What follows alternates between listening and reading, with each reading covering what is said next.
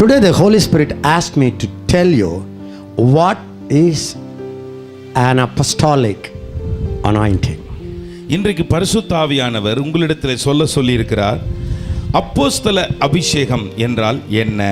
As you keep listening this message, இந்த செய்தியை நீங்கள் கவனமாய் you will கேட்டுக்கொண்டிருக்கிறீர்கள். know what is the spirit of an apostle. உங்களுக்கு தெரிய வரும் எது ஒரு அப்போஸ்தலனுடைய ஆவி. How many of you believe that you are your spirit? எத்தனை பேர் நம்புறீங்க நீங்க ஒரு ஆவி? You are your spirit. நீங்கள் ஆவியாக You இருக்கிறீர்கள். have your body. உங்களுக்கு ஒரு சரீரம் The இருக்கிறது. body is not you. இந்த சரீரம் நீங்க கிடையாது. சரிதானா? Paul says, பவுல் சொல்லுகிறார், I buffet my body. நான் என் சரீரத்தை ஒடுக்குகிறேன். Who? யாருங்க? நான் சொல்றாரே, அந்த நான் யாரு? I நான் buffet my body. என் சரீரத்தை ஒடுக்குகிறேன்.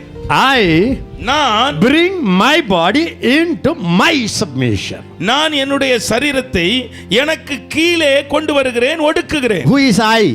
யார் அந்த நான் சொல்றாரு? அந்த நான் யார்? சொல்லுங்க வாயை திறந்து.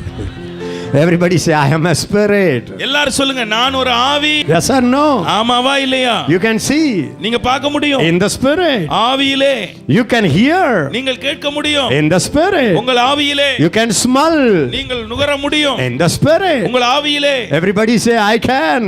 உங்கள் எல்லாரும் சொல்லுங்க, என்னால் முடியும். You can touch நீங்கள் தொட முடியும். in the spirit. ஆவியிலே. You know what you expect from a man of God is my hands must touch you. But do you know how many times my spirit comes and touches you? நீங்கள் ஒரு தேவ மனிதனை பார்த்து என்னை பார்த்து என்ன நினைக்கிறீங்க? அண்ணே வந்து தொட மாட்டாரன்னு எத்தனை தடவை ஆவியில வந்து உங்களை தொட்டிருக்கிறேன் தெரியுமா? Do you know that? உங்களுக்கு தெரியுமா அது? Our spirit touches you. எங்களுடைய ஆவி உங்களை தொடுகிறது. As you walk, your spirit can walk. நீங்கள் நடக்கும் பொழுது உங்களுடைய ஆவி நடக்கிறது. Hallelujah சொல்லுங்க. அல்லேலூயா. When you know you are your spirit, உங்களுக்கு நீங்கள் ஆவி என்பது தெரிந்து விட்டால் you won't magnify the body so much. உங்களுடைய சரீரத்தை ரொம்ப பெருசுபடுத்த மாட்டீங்க.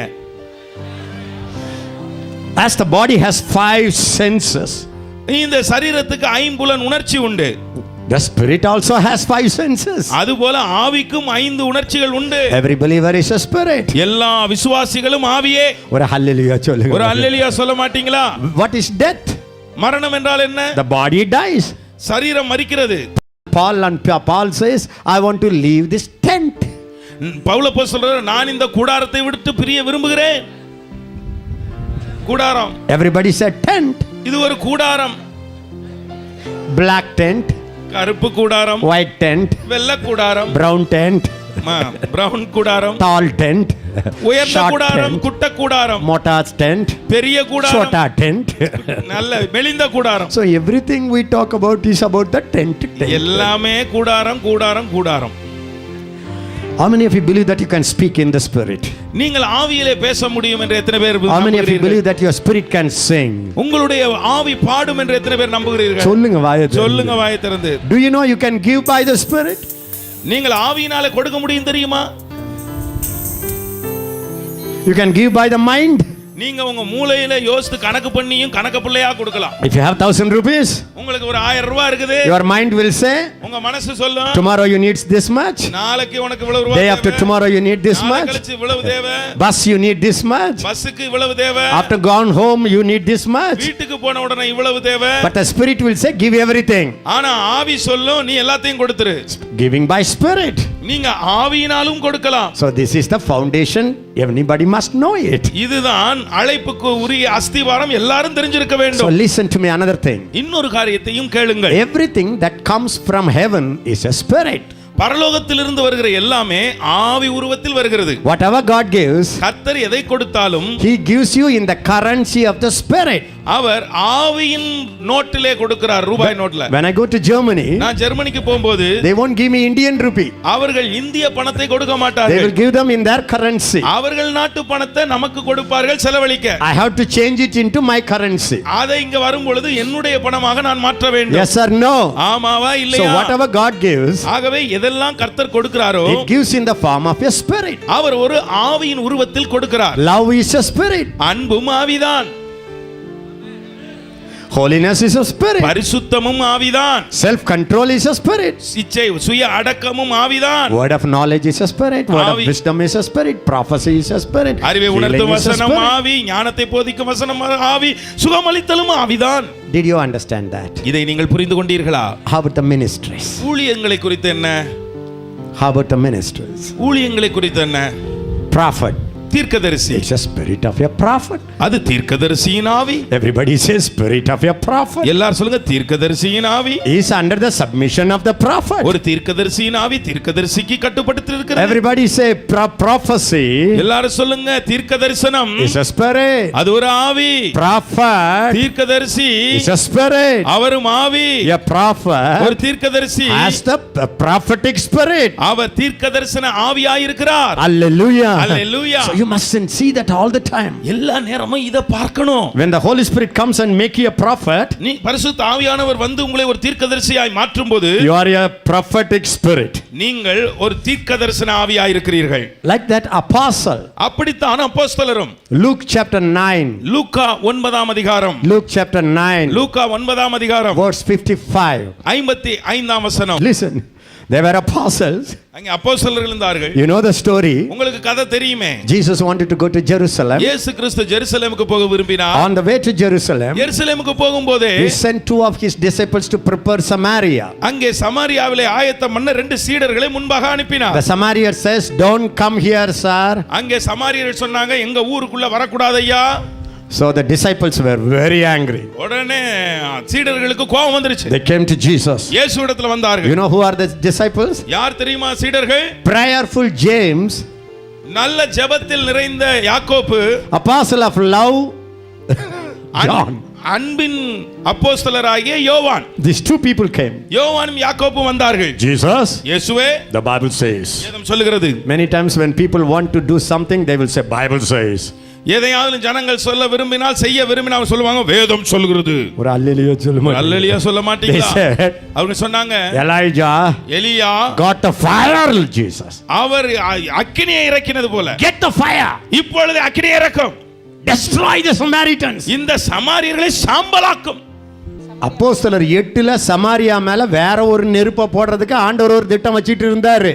God has another plan to send his Holy Ghost fire on Samaria in Acts chapter 8. But these people want to bring Elijah fire and destroy everybody. ஆனால் இந்த ஜனங்களோ எலியாவின் அழிக்கிற அக்கினியை அனுப்பி இவர்களை அழித்து போட இயேசுவை ஏவினார்கள். What happened? என்ன நடந்தது? Read it quick. இதை சீக்கிரமாக வாசியுங்கள். Jesus turned. இயேசு திரும்பி பார்த்தார். And rebuked them. Rebuked them. அவர்களை கடிந்து கொண்டார். And said. And said. அவர் சொன்னார். You do not know what kind of spirit you are of. Listen. நல்ல கவனி. You do not know what kind of spirit you are of. நீங்கள் எந்த விதமான ஆவி உடையவர்கள் என்பது உங்களுக்கு தெரியவில்லை. I believe this is apostolic spirit. நான் விசுவாசிக்கிறேன் இதுதான் அப்போஸ்தல ஆவி. This is Jesus spirit. இது இயேசுவின் ஆவி. Jesus said, இயேசு சொன்னார், don't quote me Elijah's spirit. நீ எலியாவின் ஆவியை சொல்லாத. You have Jesus spirit. நீ இயேசுவின் ஆவி உடையவனாய் இருக்கிறாய். The Son of God didn't come to destroy. தேவ மனுஷகுமாரன் அழிக்கும்படியாக வரவில்லை. But to save the world. அது உலகத்தை ரட்சிக்கும்படியாகவே வந்தார். Hallelujah. Hallelujah சொல்ல மாட்டீங்களா? Lift up your hand and say, Father. கையை உயர்த்தி சொல்லுங்க, பிதாவே. As an apostle. ஒரு அப்போஸ்தலனாக show me. எனக்கு காண்பியும். What kind of spirit I am.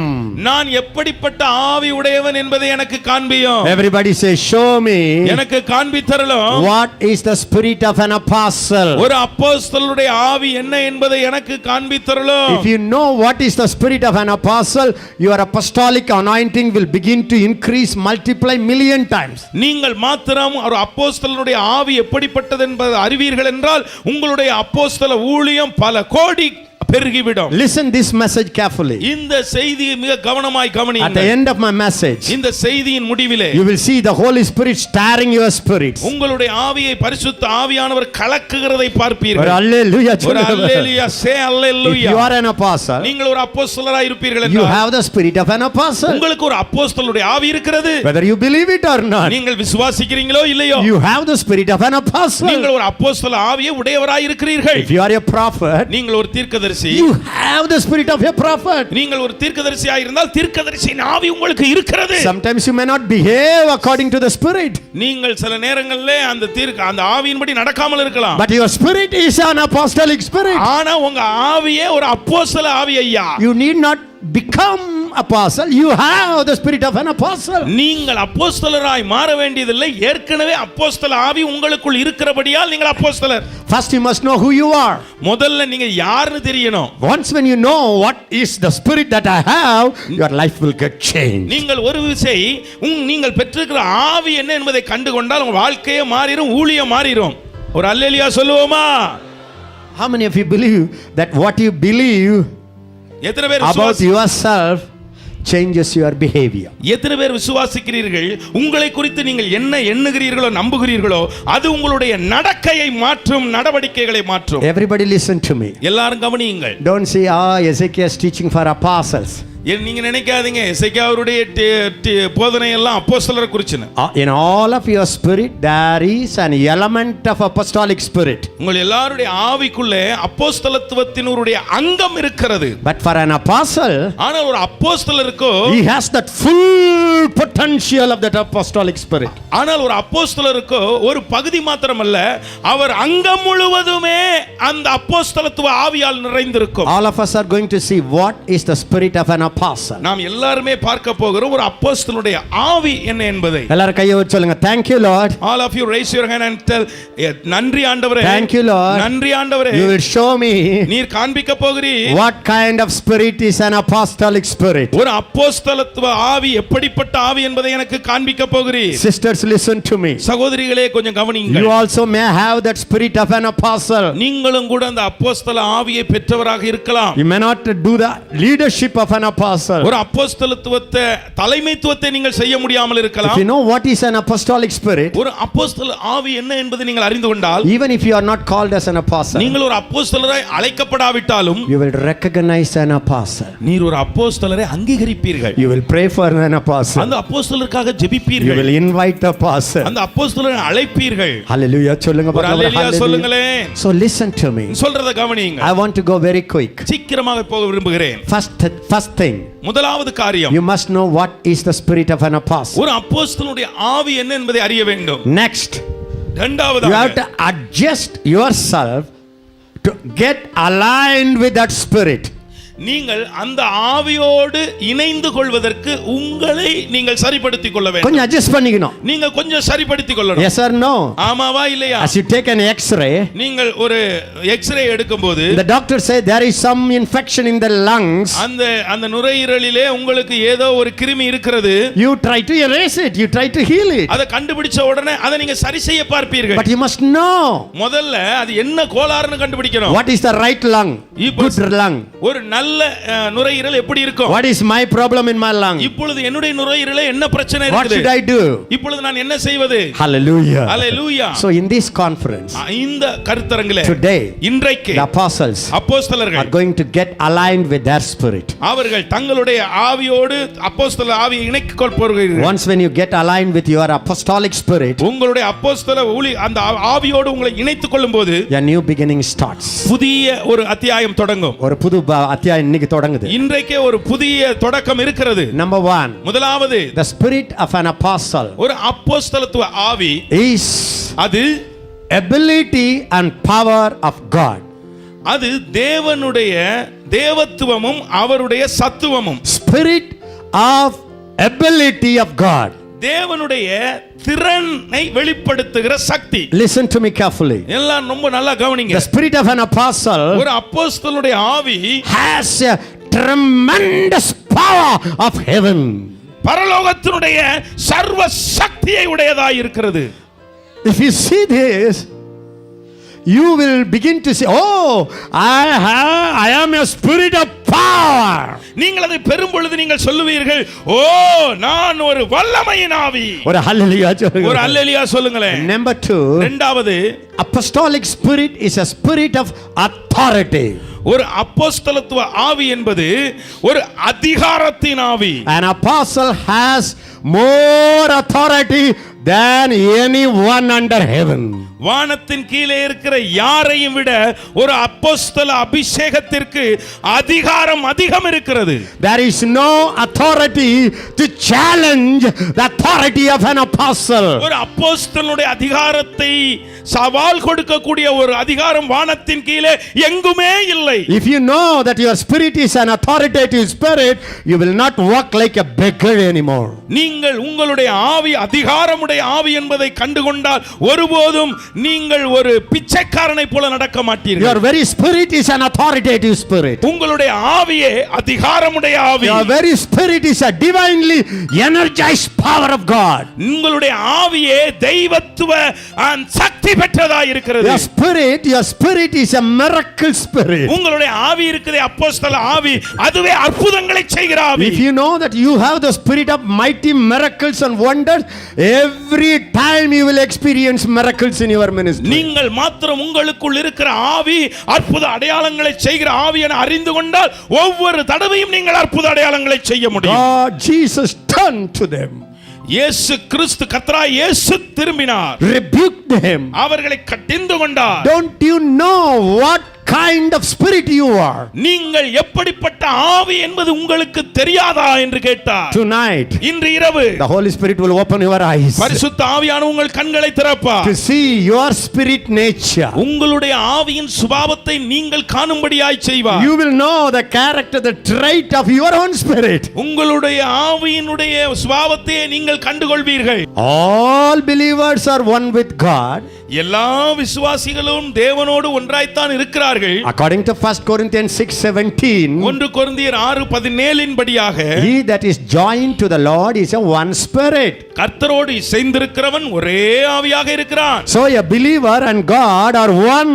ஆகவே அடிப்படையில் பார்த்தால் விசுவாசியும் தேவனும் ஒரே ஒன்றாய் இருக்கிறார்கள். But ஆனால் the spirit of an apostle அப்போஸ்தலனுடைய ஆவி இருக்குதே, is still more one with the heavenly personality. அவர் வான மண்டலத்தினுடைய குணாதிசயத்தோடு ஒன்றானவராயிருக்கிறார். ஒரு ஹல்லேலூயா சொல்லுங்க.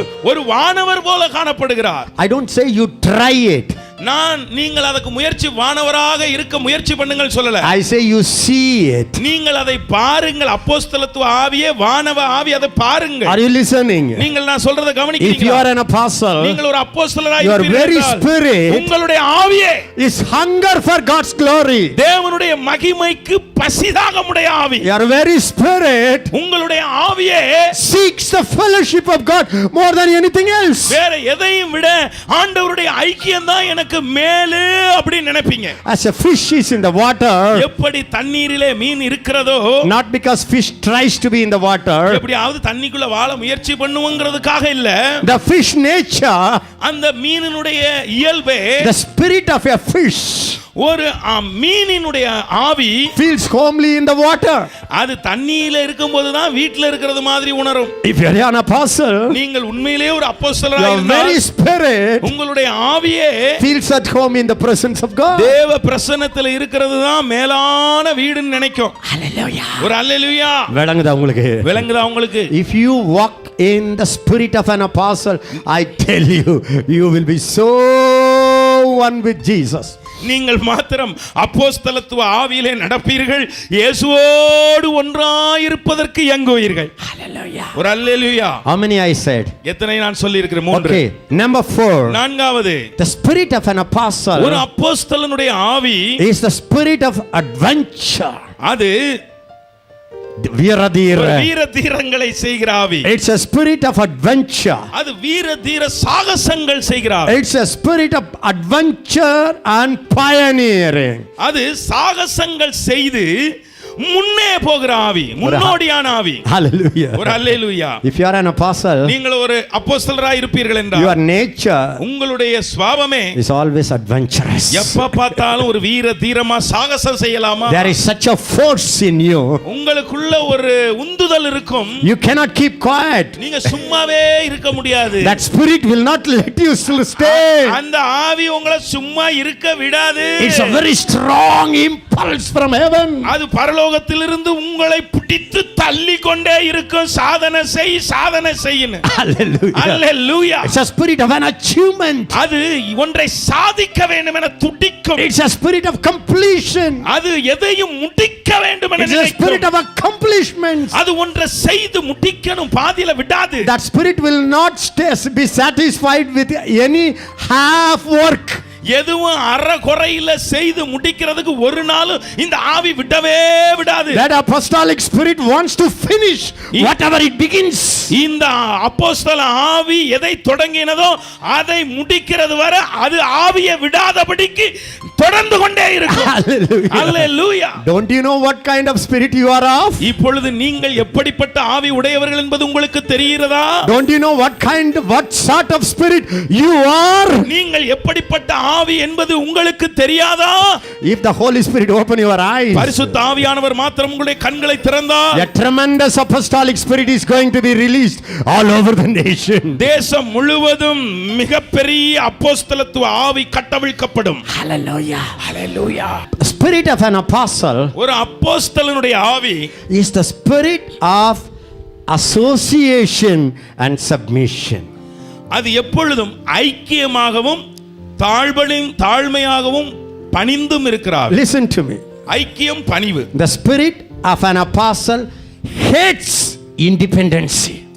ஒரு அப்போஸ்தலனுடைய ஆவி தனித்து இயங்குவதை வெறுக்கும். The apostle spirit always wants to get attached to other apostles, other prophets, other evangelists. The spirit of an apostle can never stand alone. It's a spirit of association.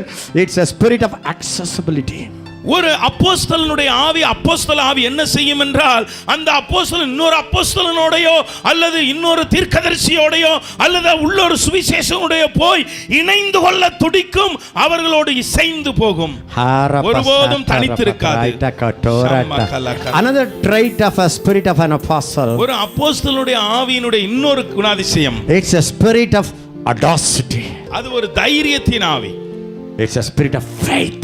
அது விசுவாச ஆவி. It's always a spirit of faith. எப்பொழுதும் ஒரு விசுவாச ஆவி. The spirit of an apostle, ஒரு அப்போஸ்தலனுடைய ஆவி, is the spirit of affection அது பாசத்தின் ஆவி and care. அது கரிசனையின் ஆவி. Jesus is the greatest apostle. இயேசு கிறிஸ்து தான் மிகப்பெரிய அப்போஸ்தலர். You know what was his spirit? அவருடைய ஆவி எது தெரியுமா? The spirit of Jesus அது இயேசுவின் ஆவி. was the spirit of intimacy with the Father. பிதாவோடு நெருங்கின ஐக்கியமுள்ள ஆவி. An apostle ஒரு அப்போஸ்தலன் is not only a man of achievements, அவன் ஒன்றை சாதிக்கிறவன் மாத்திரமல்ல, not only a man of accomplishments, ஏதாவது ஒரு செய்து முடிக்கணுங்கிறவன் மாத்திரமல்ல, but he is also a man of attachment to the heavenly realms. பரலோக மண்டலத்தோடு தன்னை இணைத்துக் கொண்ட ஒரு நபர். Listen to me carefully. நான் சொல்றத நல்லா கவனிங்க. If your husband is an apostle, உங்களுடைய கணவர் அப்போஸ்தலராய் இருந்தால் you have to remind him constantly. அவருக்கு நீங்க ஞாபகப்படுத்திக்கிட்டே இருக்கணும். Hello my husband apostle. Hello அப்போஸ்தலராகி என்னுடைய கணவரே, Your very spirit longs for intimacy with Jesus. உங்களுடைய ஆவியே இயேசுவோடு ஐக்கியம் கொள்ள துடிக்க வேண்டும். Do you know why Jesus called apostles? இயேசு கிறிஸ்து ஏன் அப்போஸ்தலர்களை அழைத்தார் தெரியுமா? Mark 3:13-14 says, மார்க் 3ஆம் அதிகாரம் 3:14 வசனங்கள் he சொல்கிறது. called apostles, அப்போஸ்தலர்களை அழைத்தார், he ordained them as apostles. அவர்களை அப்போஸ்தலராக அவர் நியமித்தார். Everybody listen to me. Number 1, முதலாவது that they may be with him. அவரோடு கூட இருப்பதற்காக. எல்லா சத்தமா சொல்லுங்க. An apostle, ஒரு அப்போஸ்தலன், an apostle ஒரு அப்போஸ்தலன் is called அழைக்கப்பட்டிருக்கிறான் to be with him. அவரோடு இருக்க. Say it again. An apostle ஒரு அப்போஸ்தலன் is called our to அழைக்கப்பட்டிருக்கிறான் be with him. அவரோடு இருக்க. What does it mean? அதனுடைய அர்த்தம் என்ன? An apostle is not only a performer, but he is also a man of God's presence. ஒரு அப்போஸ்தலன் ஒன்றை செய்கிறவன் மாத்திரமல்ல, அவன் அவரை காண்பிக்கிறவன், அவருடைய பிரசன்னத்தை கொண்டு வருகிறவன். Can I tell you one good news? ஒரு நல்ல செய்தி சொல்லட்டுமா? An apostle resembles Jesus more than any other ministers. ஒரு அப்போஸ்தலன் இயேசுவை மற்ற எல்லா ஊழியர்களை விட பிரதிபலிக்கிறவன். He lives in close intimacy with the Father, that his eyes, his look, his touch, everything resembles the sender. அவர் பிதாவோடு நெருங்கின ஐக்கியமுடையவராய் இருக்கிறபடியாலே அவருடைய பார்வை, அவருடைய பேச்சு, அவருடைய பிரதிபலிப்பு எல்லாமே பிதாவை பிரதிபலிக்கும். How many of you believe that? எத்தனை பேர் அதை விசுவாசிக்கிறீர்கள்? You know why Jesus called the apostles and he was with them for 3 years? இயேசு கிறிஸ்து ஏன் அப்போஸ்தலர்களை அழைத்தார்? அவர் அவர்களோடு 3 வருஷம் இருந்தார். Eating with them, அவர்களோடு சாப்பிட்டார், sleeping with them, அவரோடு தூங்கினார், talking with them, அவரோடு பேசினார், traveling with them, அவரோடு பயணப்பட்டார், inquiring them, அவர்களை விசாரித்தார், asking questions, அவர்கிட்ட கேள்வி கேட்டார், answering their questions. அவர்களுடைய கேள்விகளுக்கு பதில் கொடுத்தார். They were two so one. அவர்கள் அவ்வளவு நெருங்கி இருந்தார்கள். Jesus said, இயேசு சொன்னார், he that receives you receives me. உங்களை ஏற்றுக்கொள்கிறவன் என்னை ஏற்றுக்கொண்டான். He that rejects you rejects me. உங்களை புறக்கணித்தவன் என்னை புறக்கணித்தான். எல்லாரும் கையை உயர்த்தி சொல்லுங்க. கையை உயர்த்தி சொல்லுங்களே. An apostle, நான் ஒரு அப்போஸ்தலன், 100% representative of God. இயேசு கிறிஸ்துவினுடைய 100% அவரை பிரதிபலிக்கிறவன், பிரதிநிதி. He is a heavenly ambassador. அவன் பரலோகத்தினுடைய ஸ்தானாபதி. Hallelujah. Hallelujah. Though he is in this earth, அவர் இந்த பூமியிலே இருந்தாலும் his salary comes from heaven. அவனுக்கு பரலோகத்திலிருந்து தான் பணம் வருகிறது. His order comes from heaven. அவனுக்கு வருகிற கட்டளை பரலோகத்திலிருந்து வருகிறது. Even his car comes from heaven. அவனுடைய கார் கூட பரலோகத்திலிருந்து வருகிறது. He only is in this world to represent heaven. அவன் பரலோகத்தை பிரதிபலிக்கத்தான் இந்த பூமியில் இருக்கிறான். An apostle can pray more than any other ministers. மற்ற எந்த ஊழியக்காரர்களுடைய ஒரு அப்போஸ்தலன் அதிகமாய் ஜெபிக்க முடியும். He did not try. அதை அவன் முயற்சி பண்ண வேண்டிய His அவசியம் very இல்லை. spirit is a praying spirit. அவனுடைய ஆவியே ஜெப ஆவி ஐயா. His very spirit is a word loving spirit. அவனுடைய ஆவியே வசன வாஞ்சையுள்ள ஆவி ஐயா. How many of you believe that Jesus was an apostle? எத்தனை பேர் விசுவாசிகள் இயேசு ஒரு அப்போஸ்தலர்?